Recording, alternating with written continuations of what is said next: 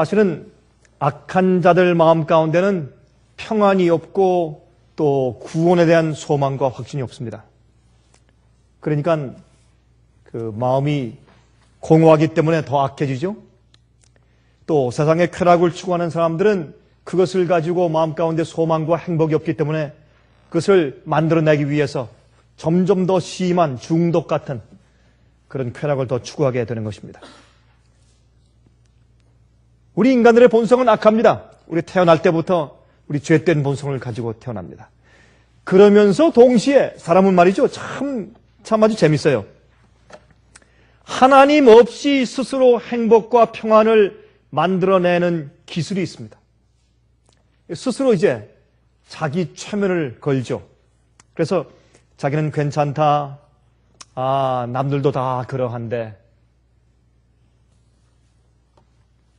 다시 말해서 그 마음 가운데 원래 이 참된 행복이나 평안이나 구원의 소망과 확신 같은 것들은 하늘에서 와야 합니다. 성령님께로부터 와야 합니다. 근데 그것 없이 자기 스스로 그것들을 만들어내는, 가짜로 만들어내는 그런 기술들이 우리 인간들에게 있다고 말입니다. 물론 거짓 행복과 거짓 평안이죠. 가끔 사람들과 만나서 대화를 하면 어떤 데는 좀 정말로 의아한 생각이 들어갑니다. 어떻게 사람이 그렇게 할 수 있을까라고 그렇게 느껴질 정도로 참 이상한 경우들이 있습니다. 보면 이 사람은 분명히 죄 가운데 살고 있습니다. 그냥 죄 가운데 살고 있는 것이 아니라 큰 죄 가운데 살고 있습니다. 또 어떤 때는 보면 이 사람들은 반드시 간음하는 그런 생활을 살고 있어요.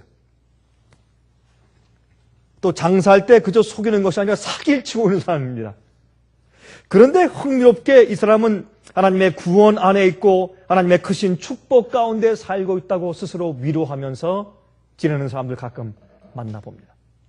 정말 그런 사람도 있습니다. 그래서 참 어떻게 저럴 수 있을까? 어디서 저런 마음의 평안과 또 주님의 축복을 누리고 있다는 생각이 감히 들어올 수 있을까? 라고 놀랄 정도로 그렇게 스스로 위로하면서 살고 있는 사람들을 저는 가끔 만나보곤 합니다. 여러분들은 그런 사람 만나보셨습니까? 그렇게 배짱이 좋은 사람들.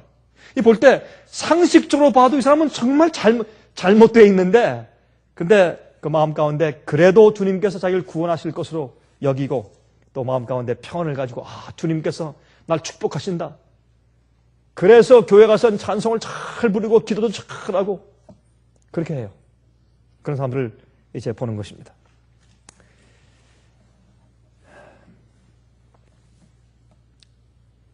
그리고 마음 가운데 참 이상하게 편안한 그런 마음을 가지고 살고 있어요.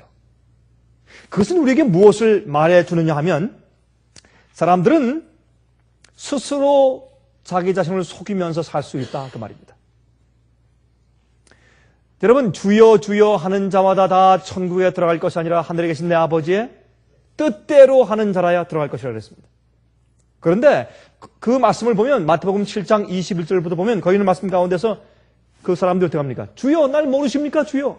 내가 주님 위해서 이렇게 큰일을 했는데 내가 주님을 이렇게 일평생 동안 섬겼는데 주님 날 모르십니까? 라고 말을 한다 그래요.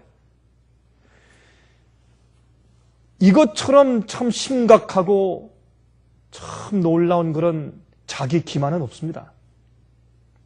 그러므로 전 가끔 그런 얘기를 합니다. 우리는 우리 자신 스스로를 믿을 수가 없습니다. 우린 내 스스로 내 마음속에서 올라오는 나를 인정하는 내 자신의 인정을 내가 믿을 수가 없습니다. 그래서 우리는 우리 자신 스스로를 신뢰하지 말아야 합니다.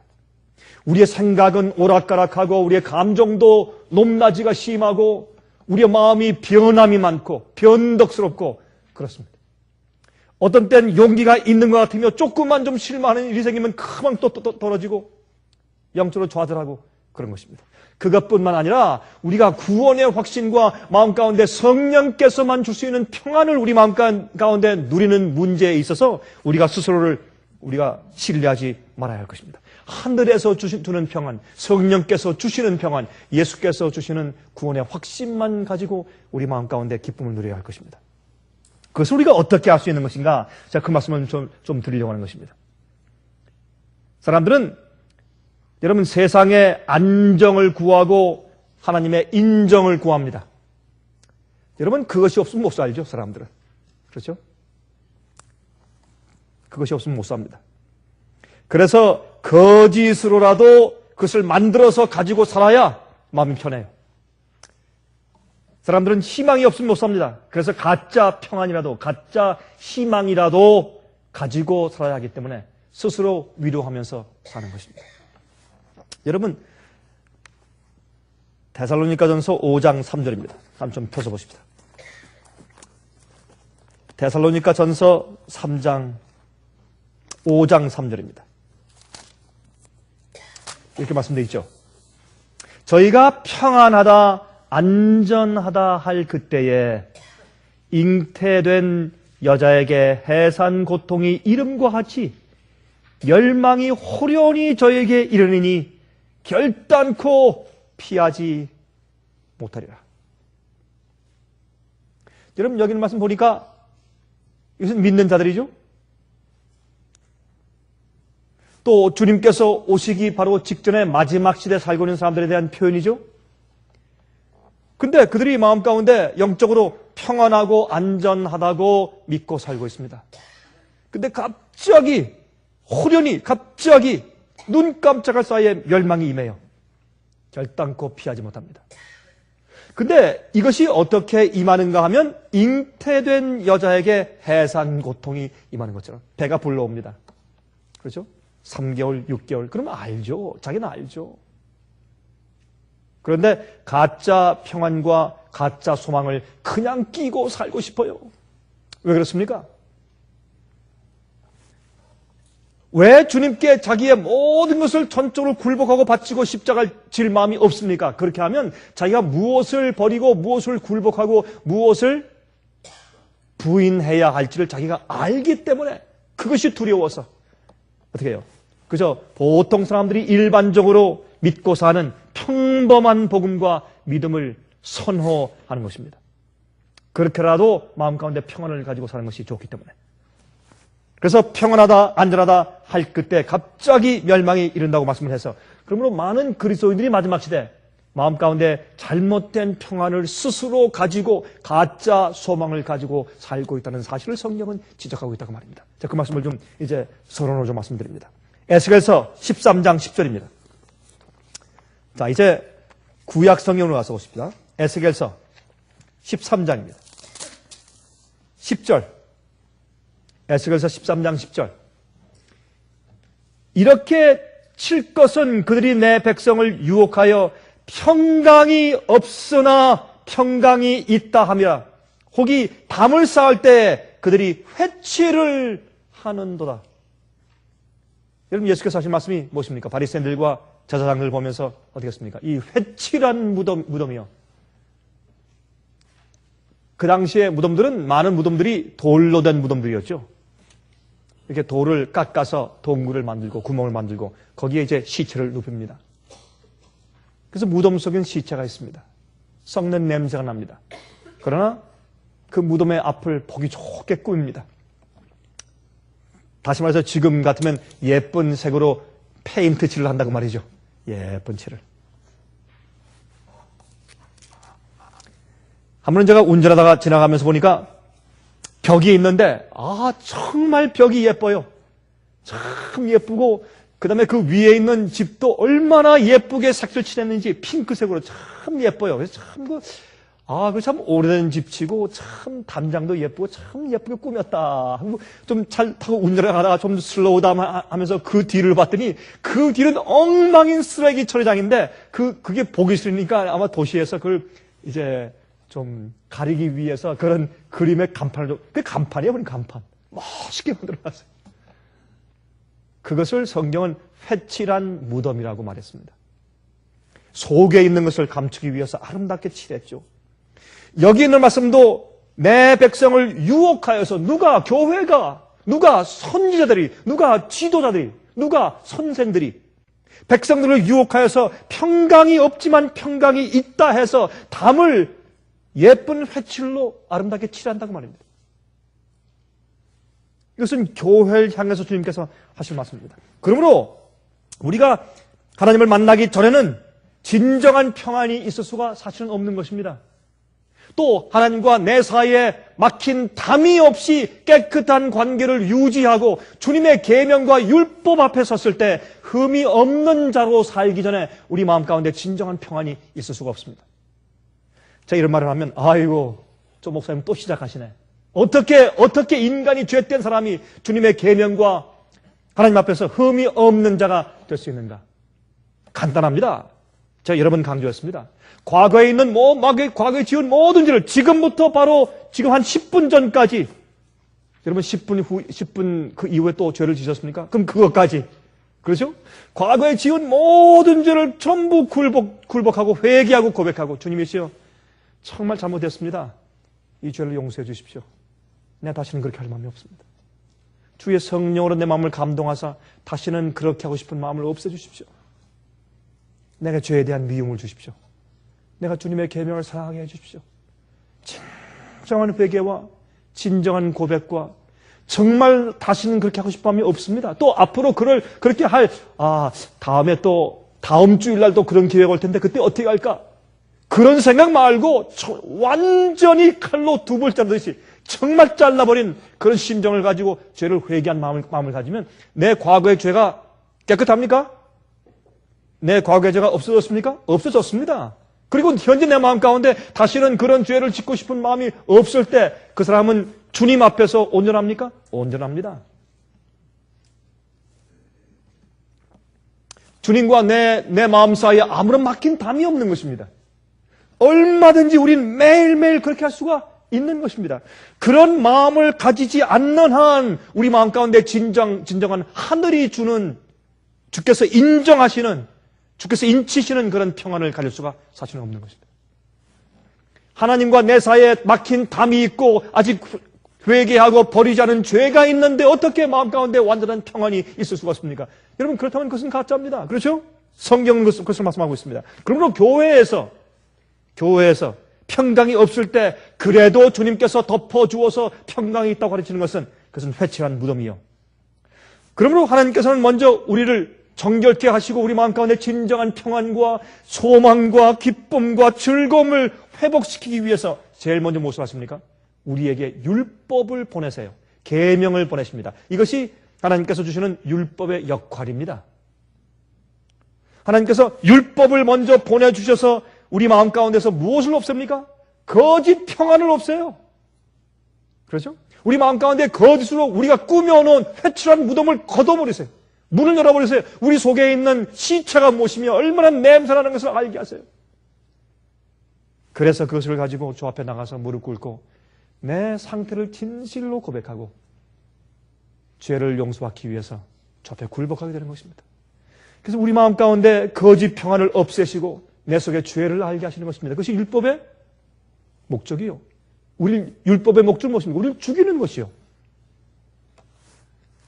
그래서 우리 마음 가운데 이런 상태로는 소망이 없음을 알게 해주시는 것입니다. 그것이 율법의 계명의 목적이에요. 자, 그럼 우리 다 같이 로마서 7장을 보십시다. 이제 우리 본론으로 들어가서 로마서 7장 7절부터 13절까지 있는 말씀을 좀 보십시다.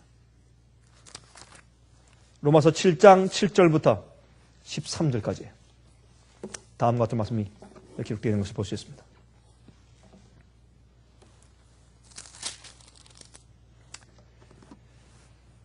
그런즉 우리가 무슨 말하리요? 율법이 죄냐? 그럴 수 없느니라. 율법으로 말미암지 않고는 내가 죄를 알지 못하였으니 곧 율법이 탐내지 말라 하지 아니하였다면 내가 탐심을 알지 못하였으리라. 다시 말해서 주님의 계명과 율법을 내가 깨닫고 성령의 음성을 듣기 전까지는 내 마음 가운데 죄가 어떻게 자리하고 있는지를 내가 스스로 깨달을 수가 없단 말입니다. 그게 죄의 본성을 가지고 태어난 인간의 상태입니다. 주님께서 주의 계명으로 우리 마음 가운데 일깨워 주시는 역사를 하기 전까지는 내가 내 자신을 스스로 볼 수가 없습니다. 우리가 가지고 있는 양심 자체 가지고는 안 됩니다. 우리 양심도요 종류가 많아요. 죽은 양심이 있고 그렇죠? 무뎌진 양심이 있고 딱딱해진 양심이 있고 깨끗한 양심이 있고 더럽혀진 양심이 있고. 그래서 우리 양심만 가지고 안 돼요. 성령의 음성과 주의 계명으로 우리 마음을 비추는 그 자유율법인 계명의 거울로 우리 마음을 비추는 그런 경험이 있어야 합니다. 8절. 그러나 죄가 기회를 타서 계명으로 말미암아 내 속에서 각양 탐심을 이루었나니, 이게 무슨 말입니까? 계명이 우리 마음 가운데 죄를 일으켰다는 뜻입니까? 그것이 아니라 계명이 오니까 어떻게 해요? 계명이 오니까 그 기회에 내 마음 가운데서 죄가 드러났다 그 말입니다. 아, 내 마음 가운데 탐심이 있구나. 여러분, 얼마나 인간들이 탐심을 가지고 살아요? 보는 것마다 탐하죠.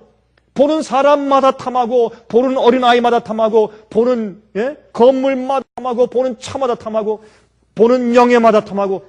우리 탐심 항상 가지고 사는 것입니다. 그러나 성령께서 우리 마음 가운데 역사하시고 주의 계명이 우리 마음 가운데 오면 우리 마음속에 탐심에 붙어있는 우리 영혼이 어떤 상태에 있는가를 드러내 주시는 것입니다. 그때 드디어 우리가 내가 탐심을 가지고 있구나. 내가 죄때구나. 그것이 드디어 우리 마음 가운데 죄때라는 사실을 깨닫게 돼요. 탐심이 당연한 줄 알고 살고 있다가 여기 가로에서 말씀하기를 계명으로 죄가 드러나게 되었단 말이죠. 계명으로 죄가 드러나게 되었단 말입니다. 이는 법이 없으면 죄가 죽은 것이라 그랬어요. 그렇죠? 주의 계명이 내게 오지 않으면 내가 죄를 깨닫지 못하기 때문에 계명이 없으면 죄가 죽은 것이에요. 전에 법을 깨닫지 못할 때에는 내가 살았더니, 그렇죠? 우리가 계명 앞에 서서 정말 내 자신을 살피고 성령의 음성을 듣기 전에는 어떻게 해요? 내가 살았어요. 내가 안전해요. 내 마음 가운데 소망이 있어요. 그렇죠? 주님의 축복이 임하는 것 같아요. 난 하늘에 가는 그 티켓을 완전히 따는 것 같아요. 그런 마음 가운데 있습니다. 전에 법을 깨닫지 못할 때에는 내가 살아있더니 계명이 이름에 죄는 살아나고 나는 죽었도다. 아이고, 난 죄인이구나. 겸손은요, 고개를 숙이고 여러분이 허리를 숙이는 것이 겸손이 아닙니다. 겸손은 하나님의 계명 앞에 서면 우리는 겸손하게 됩니다. 그게 진정한 겸손입니다. 내가 누군지를 깨닫고 알게 될 때 그게 겸손입니다. 내가 겸손하려고 애쓰기 때문에 겸손이 아니고 내가 누구인지를 알 때 자연히 겸손케 됩니다. 겸손케 안 할래 안 할 수가 없어요. 그렇죠? 내가 나를 알 때 그때 겸손케 되는 것입니다. 겸손하려고 애쓴다고 겸손케 되는 것이 아닙니다. 다시 말해서 전에 법을 깨닫지 못할 때는 내가 살았는데 계명이 이르니까 죄는 살아나고 나는 죽었어요. 다시 말해서 우리가 나를 판단하는 표준이 하나님의 기준으로 주님의 표준을 가지고 판단해야 합니다. 내가 인간적인 판단과 내가 나를 아는 그런 표준 가지고 판단하면 누구나 다 잘났어요. 다 핑계거리가 있고. 그럼 우리가 주님의 잣대를 가지고 주님 앞에 설 때에, 주님의 계명 앞에 설 때에, 주님의 의의 그 높은 표준 앞에 설 때, 우리의 생각과 골수를 찔러 쪼개는 높은 예수 그리스도의 의의 표준 앞에 설 때, 그때 드디어 우리에게 자신이 드러나는 것입니다. 그래서 하나님의 계명이 우리 속에 있는 죄의 존재와 죄의 주관하는 힘에 대해서 지적하여 주기 때문에 갑자기 죄가 살아나고 내가 죽는 것입니다. 10절 생명에 이르게 할 그 계명이 내게 대하여 도리어 사망에 이르게 하는 것이 되었도다. 그렇죠? 여러분,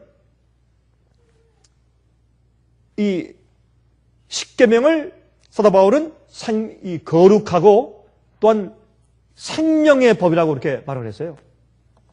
거룩한 법이라고 말을 했어요. 물론 계명은 거룩합니다. 주님의 성품이 거룩한 것처럼. 주님의 성품이 의니까. 그런데 그 계명이 우리에게 올 때 우리를 사망에 이르게 합니다. 우리가 우리 자신이 어떠한 모습인 것을 알게 한다면 일단 죄로 죽게 만들어요. 그 다음에 부활한 다음에는 어떻게 해요? 계명대로 사는 백성을 만들기 때문에 그때 그 계명이 우리에게 생명이 된다고 그렇게 바울이 설명하는 것입니다. 11절 죄가 기회를 타서 계명으로 말미암아 나를 속이고 그것으로 나를 죽였는지라 이로보건대 율법도 거룩하며 계명도 거룩하며 의로우며 선하도다. 그렇죠? 계명이 거룩하고 의로우며 선하다. 그렇게 말했어요. 그런즉 선한 것이 내게 사망이 되었느냐? 그럴 수 없느니라. 오직 죄가 죄로 드러나기 위하여 선한 그것으로 말미암아 나를 죽게 만들었으니 이는 계명으로 말미암아 죄로 심히 죄되게 하려 함이니라. 여러분 가끔 십계명을 한번 외워보십니까? 마음 가운데? 그냥 외우는 것이 아니라 기억절을 암송하듯이 그렇게 외우는 거 말고 정말 여러분 마음 가운데 계명을 되새겨 보십니까? 한번 해보십시오. 가끔 전 이 계명을 하나하나 제가 읊조려 봅니다. 정말 시조를 읽듯이 읊조려 봐요. 그러면 그 계명이 내게 알려주는 참 정말 놀라운 표준이 있어요. 놀라운 표준. 나 이외에 다른 신을 내게 두지 말지니라. 여러분 그 말씀 한번 가만히 씹어서 보세요. 그리고 기도하세요. 하나님이시여, 내가 첫 번째 계명을 읽습니다.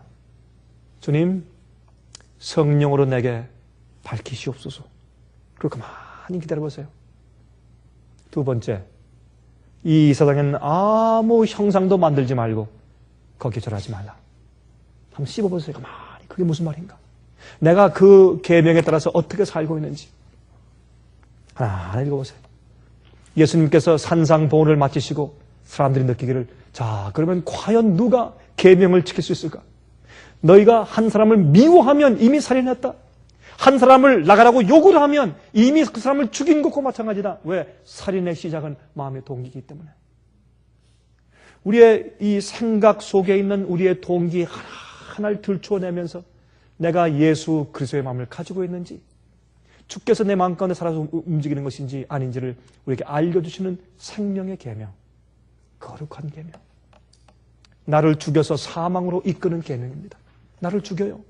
내 속에 죄를 깨닫게 하고 폭로시켜요.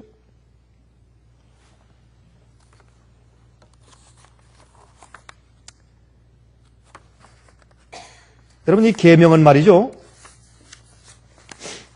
우리가 씹어서 가만히 생각을 하면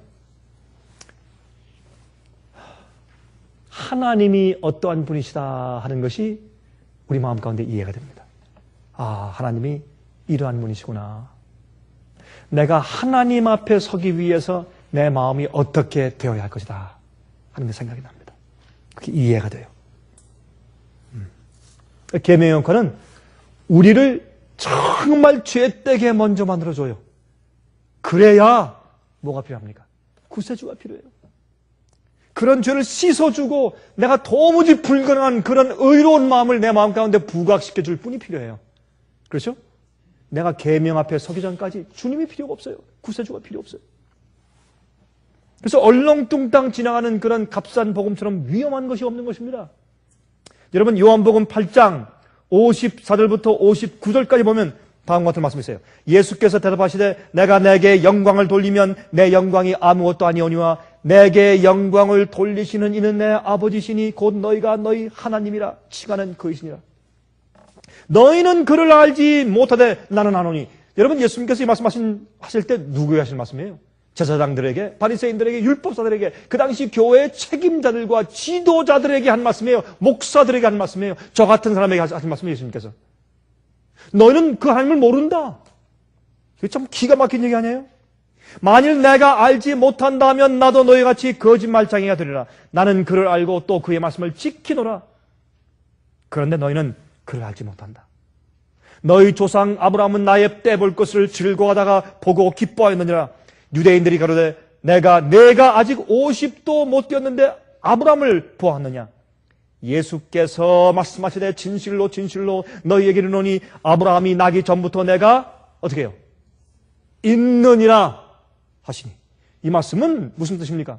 내가 아브라함이 나기 전부터 내가 있었느니라가 아니에요. 있을 것이라가 아니에요. 내가 있느니라.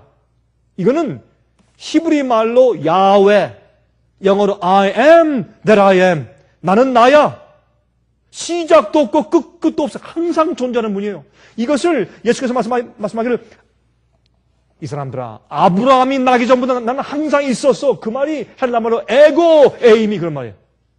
여호와에게. 에고 에임이란 말을 그 헬라 말을 갖다가 히브리 말로 바꾸면 야훼 그게. I am that I am. 나는 여호와야. 그러니까 나사렛 사람들이 분이 나서 돌을 쳐 죽이려고 했을 때 예수님이 살짝 없어졌어요. 이 사람들은 누굽니까? 믿는 자들이에요. 회당장들이요, 바리새인들이요, 율법사들이요, 제사장들이었어요. 그런 하나님을 몰랐어요. 그렇죠? 다시 말해서 그들이 거짓 평안과 거짓 안전을 가지고 살 수 있단 말입니다. 교회 안에서도. 자, 그것을 좀 설명드리려고 하는 거죠, 지금. 거듭나지 않은 자들에게도 거짓 기쁨이 있고 거짓 평안과 거짓 소망이 있어요. 훌륭한 교회도 있고 훌륭하게 보이는 신앙도 있고 헌신도 있고 열심도 있어요. 그러므로 문제는 교회가 잘못된 가르침과 복음을 전함으로 그러한 가짜 평안을 교인들에게 만들어 줄 수 있다는 것을 제가 거듭 강조하는 것입니다. 그러므로 갈라디아 3장 24절 말씀하기를 이같이 율법이 우리를 그리스도에게로 인도하는 몽학 선생이 되어 우리로 하여금 믿음으로 말미암아 의롭다함을 얻게 하려 함이니 그렇게 말씀했어요. 몽학 선생은 그 당시에 로마 당시에 가정교사였지 않습니까? 가정교사. 그래서 이제 전부 이제 준비시키고 가르치고 숙제해서 데리고서 이제 학교에 가서 학교 선생님의 손까지 인도해 주는 역할을 하는 가정교사가 몽학선생이에요. 그러니까 무엇이? 율법이 계명이 몽학선생이라. 참 좋은 얘기예요. 많은 그리스도인들이 이것을 이해하지 못해요. 특별히 우리 화면을 통해서 보는 분들. 이 몽학선생의 이유를 이해해야 합니다. 계명은 몽학선생이에요. 율법은 몽학선생이에요. 좋은 것이에요. 계명은 거룩하고 의롭고 좋은 것이에요. 계명은 우리를 죽이는 것이에요. 우리가 죽어야 돼요. 죄에 대해서. 그래야 죄됨을 알고 우리 속에 있는 죄와 거짓 평안이 폭로될 때 우리에게 무엇이 필요합니까? 구세주가 필요해요. 예수님이 필요합니다. 주의 보혈이 필요해요. 그때 눈물이 나고 그때 가슴이 떨리는 것입니다.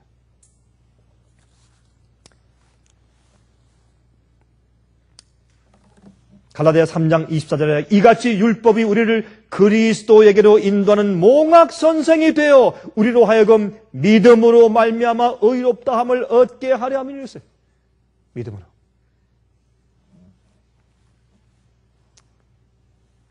여러분 고린도후서 10장 3절부터 7절까지 말씀을 좀 보십시다. 고린도후서 10장입니다. 3절부터 7절까지 말씀을 좀 보십시다. 고린도후서 10장입니다. 이런 말씀이 기록되어 있어요. 우리가 육체에 있어 행하나 육체대로 싸우지 아니하노니 우리의 싸우는 병기는 육체에 속한 것이 아니요 오직 하나님 앞에서 견고한 진을 파하는 강력이라. 모든 이론을 파하며 하나님 아는 것을 대적하여 높아진 것을 다 파하고 모든 생각을 사로잡아 그리스도에게 복종케 하니. 이거 보니까 여기는 말씀은 이게 무슨 말입니까? 예? 우리는 우리의 생애의 외부적인 행동에 대해서만 관여하는 사람들이 아니죠. 계명은 우리 마음속에는 깊은 생각까지 다 폭로시키고 알게 하는 것입니다. 우리의 생각과 골수까지 찔러 쪼갠다고 말씀했죠. 주의 말씀은 그게 계명의 역할입니다. 우리 가끔 주의 계명을 우리 씹고서 생각해야 합니다. 그래서 다윗이 말이죠. 시편 119장에 주여 내가 주의 계명을 어찌 그리 사랑하는지요. 내가 정금보다 더 사랑하고 꿀송이보다 더 사랑합니다. 그런 말을 한 이유가 있어요. 주의 계명을 가만히 씹어서 생각하면 할수록 오묘하고 깊고 하나님의 의가 보여요. 우리의 의가 얼마나 얄팍하고 얼마나 더러운지를 알게 돼요. 주님의 높은 표준이 보여요. 그때 우리가 겸손게 되고 그때 죄를 알게 되고 그때 의를 그리워하고 사모하게 돼요. 예? 그때 계명은 좋은 것이요. 그것이 계명의 역할입니다. 모든 생각을 다 사로잡아서 그리스도에게 복종케 해요. 그래서 우리가 주님의 그 의의 표준과 높이를 알고 나면 우리가 의에 대해서 굶주리게 돼요. 우리 표준이 낮으면 그만큼만 원합니다. 그러나 하나님의 은혜와 주님의 높으심과 거룩하심을 우리가 깊이 알면 알수록 우리가 의에 대해서 더 굶주리고 더 목마르게 되는 것입니다. 그래서 우리 마음이 더 의로워지고 의로워질 수가 있는 것입니다. 6절에 너희의 복종이 온전히 될 때 모든 복종치 않는 것을 벌하려고 예비하는 중에 있노라 그랬습니다. 어떤 때 어떤 분들과 제가 이런 얘기를 하다가 그럽니다. 목사님 그래도 은혜로만 믿음으로 구원 얻는다고 성경 말씀하시니까 너무 그렇게 하시지 말고 저를 너무 낙심시키지 말고 조금 좀 위로의 말씀을 좀 하시고 좀 끝내주세요. 그렇게 부탁하는 사람들 앞에서 그냥 이렇게 말하고 끝내기가 참 어려워요. 참 마음에 부담이 됩니다. 그런 것이 사실이 아닙니까? 너희의 복종이 온전히 될 때 우리의 생각까지도 주님의 의로운 표준에 다 굴복해 될 때 그때 모든 복종치 않는 것을 벌하려고 예비하는 중에 있노라. 주님의 참된 백성들, 주께서 인치신 백성들, 자 봐라. 내 복음과 내 의가 나의 성령의 역사가 이런 자들을 만들 수 있어서 핑계가 있나? 더 이상 핑계할 수 있나? 라는 그런 증인들을 만들어 오신 다음에 여기 말씀하기를 그런 자들이 너희의 복종이 온전히 될 때 우리의 협력과 우리의 의로움이 온전히 될 때 모든 복종치 않는 것들을 벌하려고 예비하는 중에 있노라. 주님께서 온전한 그런 증인들을 만들어 놓으신 다음에 그렇게 하지 못한 자들을 심판할 수 있어요. 그렇죠? 심판할 수 있습니다. 7절 너희는 외모만 보는도다.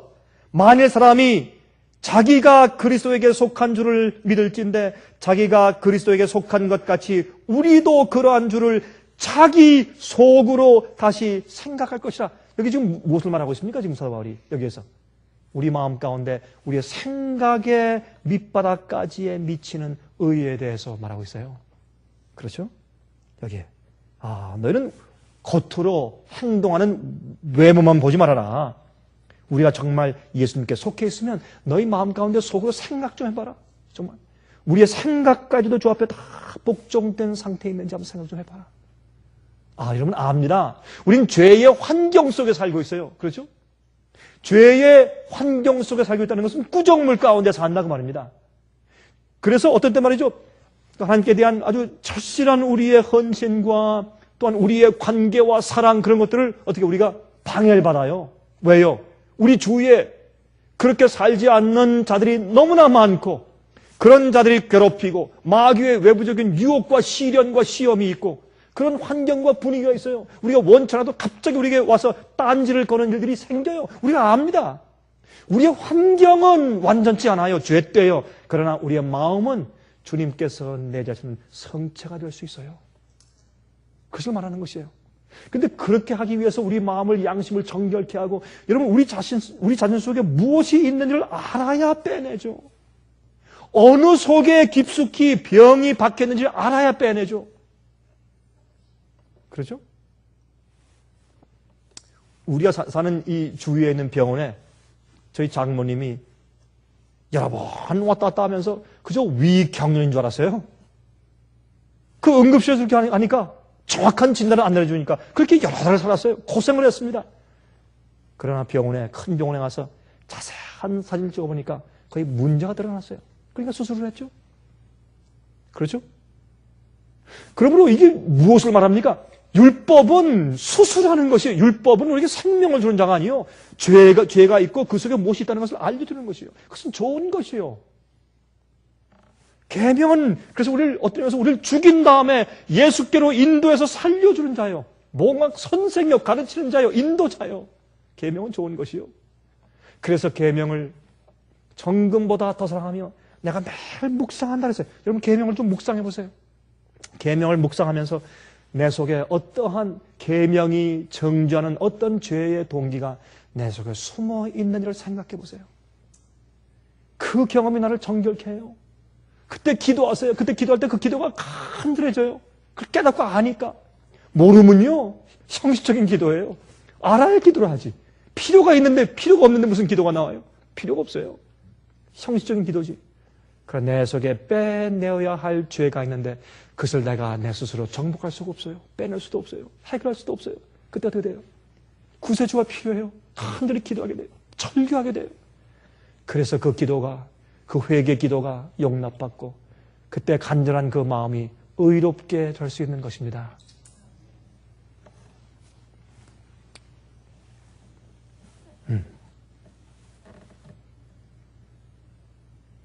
우리의 속 생각까지 미치는 하나님의 계명 말이죠. 그래서 율법이 우리의 참된 모습을 보여주고 우리가 얼마나 죄된지를 알게 주어야 구세주가 필요한 것입니다. 계명을 선포해야 그리스도께로 인도당하게 되죠. 그러므로 우리의 가짜 평안과 거짓 소망으로부터 우리를 구해내고 깨워줄 수 있는 것이 바로 하나님의 율법이고 그것이 계명의 역할이라고 말합니다. 그것을 성령이 우리에게 말해주고 있는 것입니다.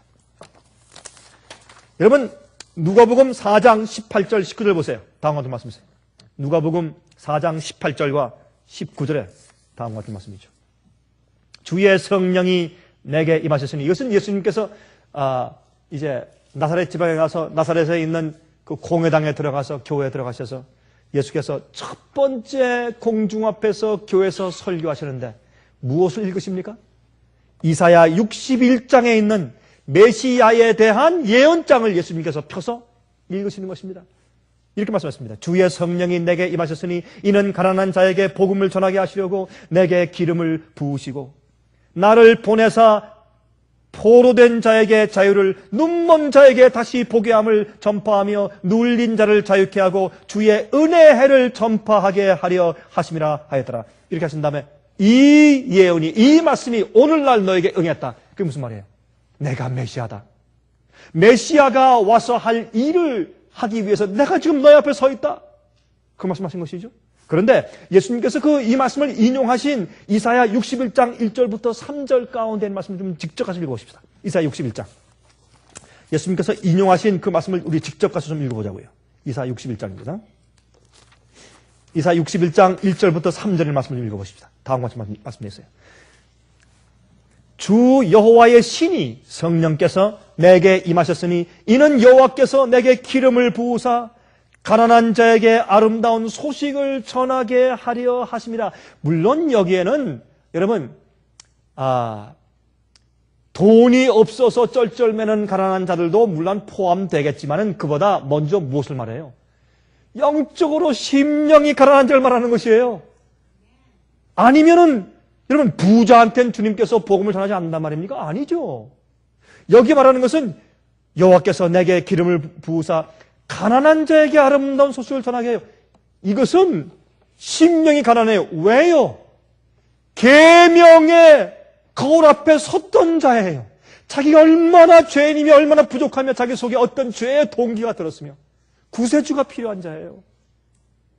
자기 죄에서 누가 나를 건져낼 것인가를 간절히 절규하는 사람이에요. 그렇죠? 그런 느낌을 가진 자요. 그래서 구세주가 필요한 자예요. 메시아가 필요한 자예요. 그런 자에게 복음이 갈 때 그 복음은 너무나 아름다운 소식이에요. 그런 자에게 예수님께서 메시아를 임하실 때 그때 기쁜 마음으로 받아들이고 주 앞에 굴복할 수 있는 것입니다. 구세주가 필요한 사람 아니에요. 그 사람이 가난한 자예요. 가난한 자에게 아름다운 소식을 전하게 하려 하심이라. 나를 보내서 마음이 상한 자를 고치시며. 마음이 왜 상했어요? 내가 의로운 줄 알았어요. 깨끗한 줄 알았어요. 근데 주의 계명 앞에 서니까 형편없는 죄인이요. 교만하고 이기적이고 형편없어요. 얼마나 악한지 몰라요. 얼마나 더러운지 몰라요. 내가 선한 일을 했는데도 보니까 좋지 않은 동기로 선한 일을 했어요. 그래서 마음이 상했어요. 그렇죠? 자기를 괴롭게 하는 것이에요. 여러분 이것이 무엇입니까? 대속죄 아니에요? 대속죄일 날 스스로 괴롭히라. Afflict yourself. 스스로 괴롭혀. 왜? 자기의 죄 때문에 스스로 괴롭히는 것이에요. 마음이 상한 자를 고치시며 그런 자를 주님께서 어떻게 치료해 주시죠? 우리가 계명의 높은 표준과 하나님의 의를 안 다음에 하나님의 의예요. 우리 인간의 의가 아니에요. 생각까지 미치는 그 의를 깨달은 다음에 우리가 어떻게 해요? 통회하는 마음을 갖게 돼요.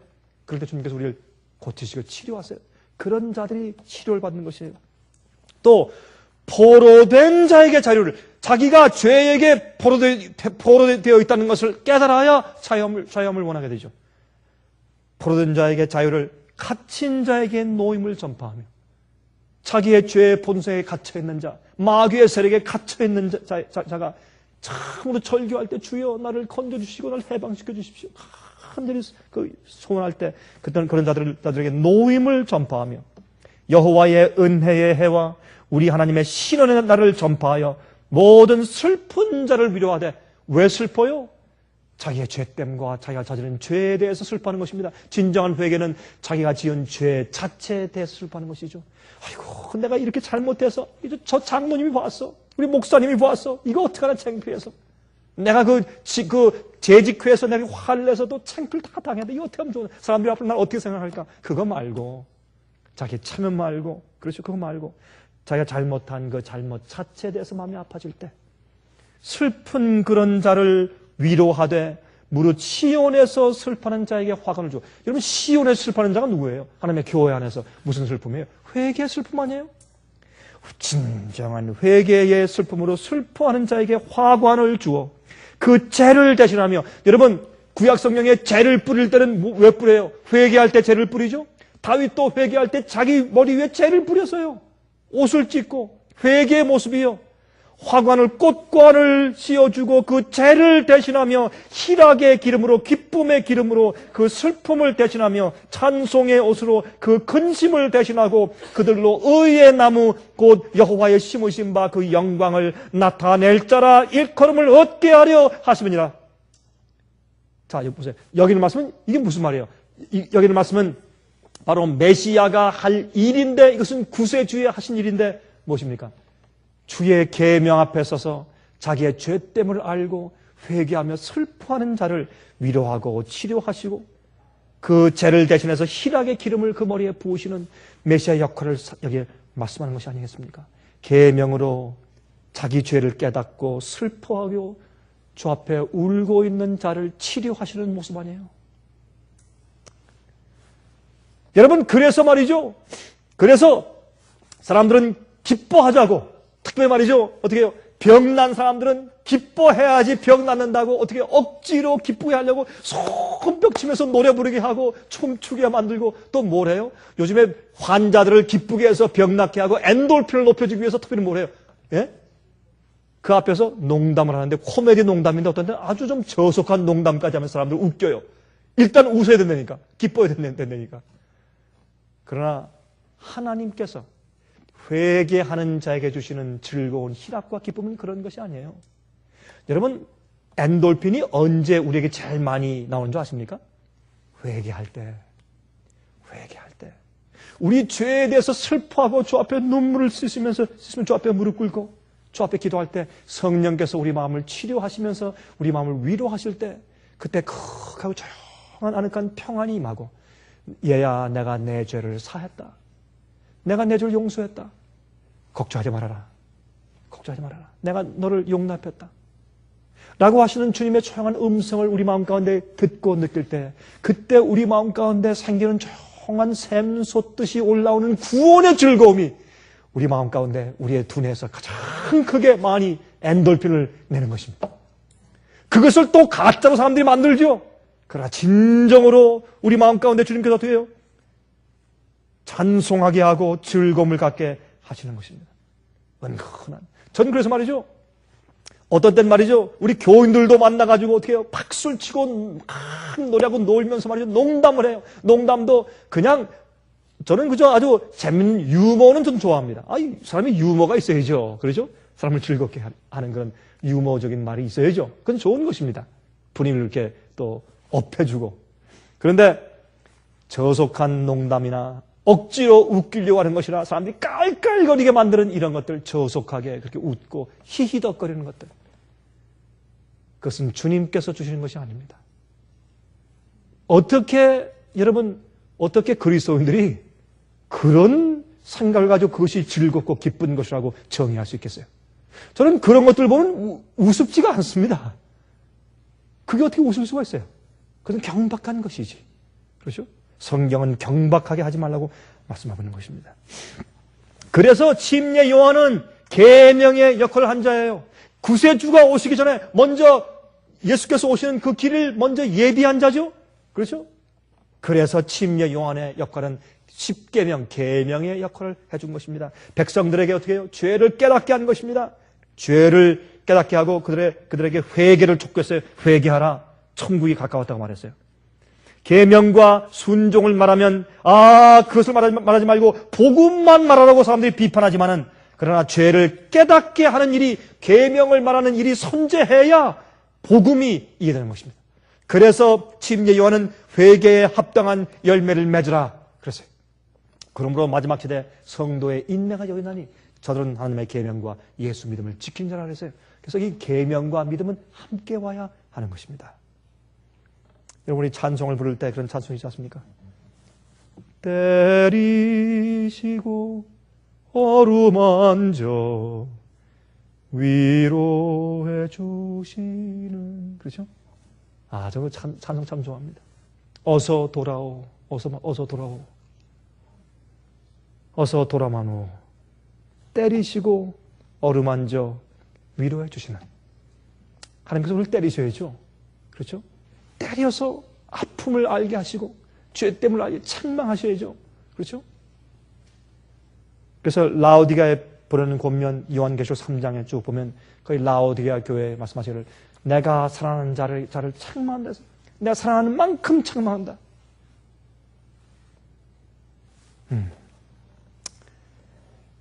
여러분, 이 세상에는 죄의 영향을 항상 받고 살고 있습니다. 완전한 해방은 아직 없습니다. 구주를 믿는 자들의 마음속에서 죄가 더 이상 주관하지 못하게 되지만은, 이 세상에 있는 사탄과 죄의 존재 때문에 어떤 때 괴로움도 있고 고통도 있고 슬픔이 있는 것이 사실이에요. 거듭난 그리스도인들도 가끔 하나님께 대한 사랑과 교제가 방해를 받고 죄의 본성이 아직 살아서 움직이고 있기에 고통이 있습니다.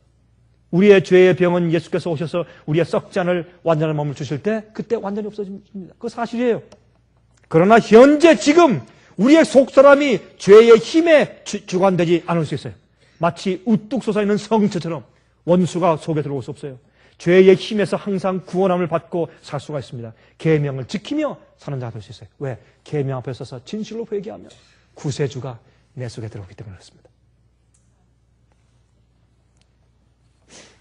그런데 이러한 죄의 존재가 마치 바다가 우리 주위에 있는 것처럼 가득 차 있지만은, 그런 고난이 있지만은, 그러나 바다 같은 죄의 고난 속에서도 단 한 방울의 영적인 위로가 생기면 마치 큰 바다와 같은 세상의 고난들을 갑자기 달콤하게 만들어주는 그런 능력을 발휘해요.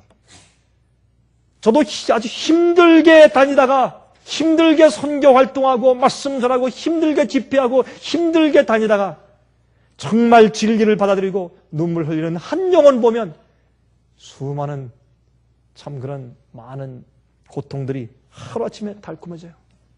그렇죠? 하루아침에 달콤해져요. 즐거움이 생기고 보람이 생기고.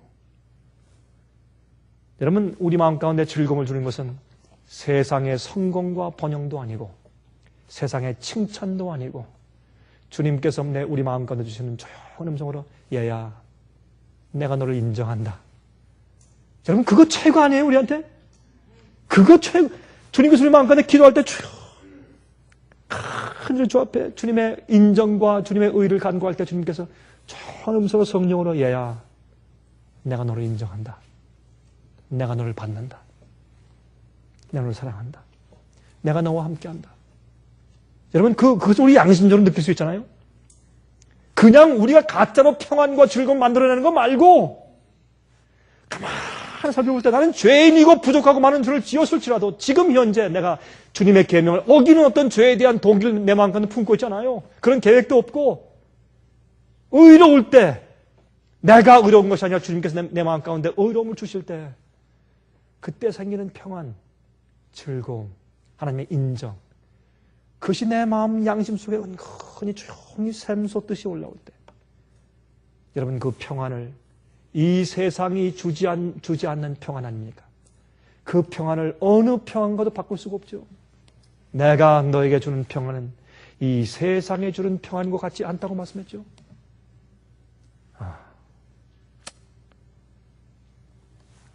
그 위로를 우리 마음 가운데 받고 자라야 합니다. 그래서 요한복음 16장 33절에 말씀하기를 이것을 너에게 이름은 너희로 내 안에서 평안을 누리게 하려 함이라. 세상에서는 너희가 환난을 당하나 담대하라. 내가 세상을 이기었노라 하시니라. 주님 말씀 안에서만 평안이 있습니다. 그래서 하나님의 율법을 통하여 자기의 형편을 올바로 보고 무슨 치료를 받아야 할지에 대해서 정확한 사진을 보고 나서 그 다음에 구세주를 만난 자들은 참 평안을 얻습니다. 여러분, 주님의 계명 앞에 서기를 두려워하지 마십시오. 여러분, 주님께서 우리 마음 가운데 있는 모든 것을 다 밝혀준다면 주님이시여, 주님과 내 사이에 막혀있는 담이 있으면 내게 다 알려주십시오. 주님, 내 마음 가운데 주님의 마음에 합하지 않은 모든 불의한 것들이 있으면 내가 다 알려주십시오. 어떤 때 말이죠, 그런 기도하기를 두려워할 때가 있어요. 그렇죠? 왜요? 그거 버릴 마음이 없어요. 여러분, 마음 가운데 어떻습니까? 항상 매일 아침 그런 기도할 수 있어요? 주여, 지금 당장 내 마음 가운데 주님의 마음에 합하지 않은 어떤 불의한 것이 있으면 다 드러내 주십시오. 내가 다 고백하고 다 버릴 마음이 있습니다. 주님, 혹시 내가 또 모르는 것이 있으면 내가 알려주십시오. 주의 말씀으로 좀 내게 좀 눈을 열게 하사 보게 해 주십시오. 여러분, 그렇게 기도하십니까? 많은 그리스도인들이 기도 안 해요. 왜? 두려워요. 그렇게 할 마음이 없어요. 진정한 평화는 주님과 나 사이에 막힌 것이 없을 때 그때 생기는 것입니다. 이사야 59장의 1절과 2절을 말씀했죠. 하나님과 우리 사이를 내는 것은 어떻게 죄라고요. 하나님께서 팔이 짧아서 우리를 구원하지 못함도 아니고, 주님께서 귀가 어두워서 우리 기도를 듣지 못하심도 아니고, 우리의 죄가 하나님과 우리 사이를 내었다, 이렇게 말씀했어요. 하나님과 우리 사이에 아무런 막힌 담이 없는 깨끗한 관계를 유지하시길 제가 간절히 바랍니다.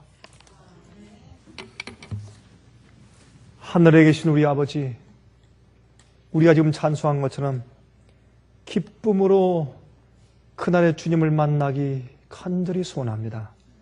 주여, 하나님과 우리 사이에 죄로 인해서 막힌 담들이 있으면 주여 깨닫게 하시고 사하시고 거룩하게 하셔서 주님과 하나 되게 하시고, 이 세상에 살면서 주님께서 주시는 유일한 그 화평과 즐거움, 평안, 소망, 그것을 가장 중요히 여기며 살 수 있도록 도와주시기를 기도합니다.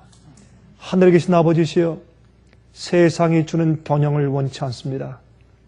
우리가 우리 마음 가운데 혹시 스스로 위로하는 잘못된 평안이 있을까 두렵사오니 주여, 우리 마음을 비추사 주님의 거룩하고 생명의 계명의 거울로 비추사 우리 자신을 알게 해주시고, 우리 속에 있는 모든 죄를 다 가져가시며 그것이 우리를 더 이상 주관치 않게 해주시옵소서.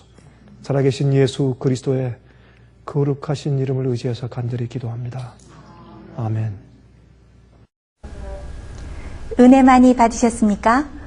지금까지 들으신 이 생애의 빛 예배 설교는 간절한 마음으로 진리를 찾는 분들과 정직한 양심으로 말씀을 받아들이고 언제나 진실이 무엇인지를 생각하는 그리스도인들을 위한 말씀입니다. 주변 가족들이나 친지들 중에 말씀을 사모하고 순결한 신앙을 갖기 소원하는 분들이 계시면 생애의 빛 예배 설교 테이프를 소개해 주시기 바랍니다.